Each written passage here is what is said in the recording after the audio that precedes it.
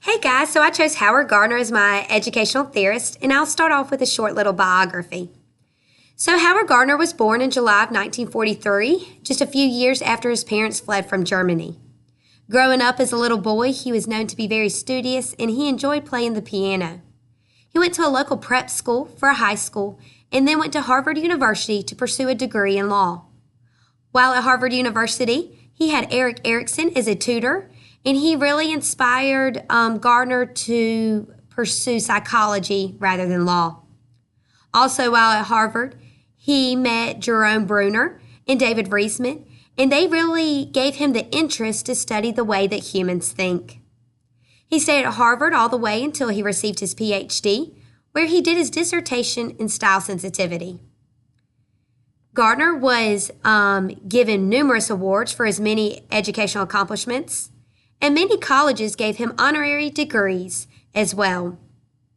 There are two magazines, Prospect Magazine and Foreign Policy Magazine, who stated that he was one of the top, most influential intellectuals. So Howard Gardner had many contributions to early childhood education.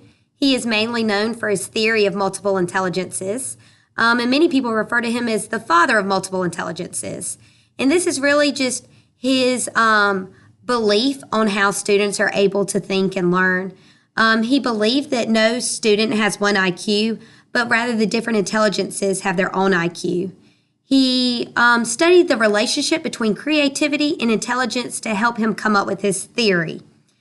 The 7 multiple intelligences are used in many different ways. The first 2 are used a lot in the classroom. The first one being the linguistic intelligence, and that's more the use of words. The second intelligence is the logical mathematical intelligence, and that is dealing more with reasoning and problem solving. He then came up with 7 more intelligences. They're more associated with the arts. So the first one associated with the arts would be the kinesthetic intelligence, and that's more of students being active and getting out of their desk, while the second one is the spatial intelligence that deals more with the environment. The last intelligence that deals with the arts is the musical intelligence, and that deals more with rhythm and sound. His last 2 of his 7 were known as his personal intelligences. That was his interpersonal intelligence, which deals with students collaborating and working with others, when his last one is his intrapersonal intelligence, and that is more of when independent work takes place. He didn't believe any multiple intelligence should work independently, but rather they should operate, multi of them should operate together. He did write over 30 books, with his most popular being Frames of Mind. Frames of Mind really included his theory of multiple intelligences. It also included an 8th intelligence. This 8th intelligence was the naturalistic intelligence, which really just included different patterns in relationship and nature. He really discovered a deeper understanding and exploration and learning while incorporating higher order thinking skills. In order to deeper understand his theory, he did a great deal of research on different types of people. He interviewed and did research from anywhere from stroke victims to people with autism to people that are even known as prodigies, so he can compare and come up with the different ways that they learn best. So Gardner's theory is significant in many ways and very relevant also today. The multiple intelligence gives the opportunity to be creative and think critically, because all of our students think and learn in a variety of different ways. He also really talked about teachers providing instruction and assessment to best meet the needs of the range of learners in the classroom.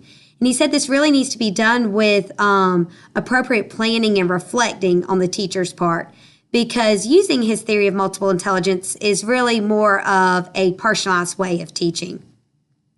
He also discussed new approaches within the classroom because it's more student-centered and with hands-on learning. So there are different learning activities that we as teachers can use in the classroom to incorporate his theory of multiple intelligences. First, for linguistic learners, we can use solving puzzles and writing stories. For our logical mathematical learners, we can use more problem-solving games would interest them. Our musical learners would probably learn best by listening and writing songs with whatever topic is being learned. And our kinesthetic learners are those learners that need to get out of the desk, whether it's to build something, act something out. The visual learners learn best through newsletters or flowcharts, thinking maps, something that they can visually see and learn by. And then the last two, as the personal intelligences, our interpersonal intelligence learners are ones that really enjoy group work and collaborating with one another to accomplish a certain task, while the intrapersonal learners would do best by more independent work. Gardner really left a legacy for education with his innovative way of teaching. He really talked a lot about thinking beyond just curriculum and testing. He really believed in inclusive education and talked about the importance of focusing on student strengths. So sometimes students get wrapped up on a weakness they may have, but possibly focusing on their strength will help them better learn in the classroom. He also had a new assessment approach. He really valued student feedback. He was not a fan of standardized tests. He said education existed beyond standardized tests, and he said life was not in a multiple choice format. He really believed that students learn great by feedback.